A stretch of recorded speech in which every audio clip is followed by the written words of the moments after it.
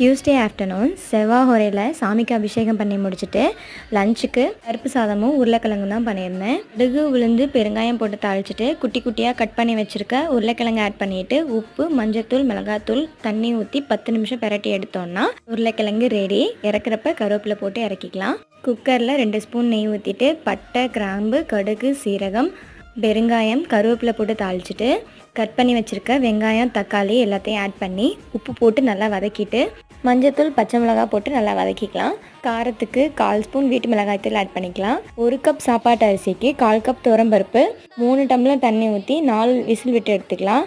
தண்ணி நல்லா கொதித்த உடனே 2 ஸ்பூன் பாசிப்பருப்பு போட்டு குக்கர் மூடி 4 விசில் விட்டு எடுத்தோன்னா சூப்பரான அரிசி பருப்பு சாதம் ரெடி ஆகிடும்.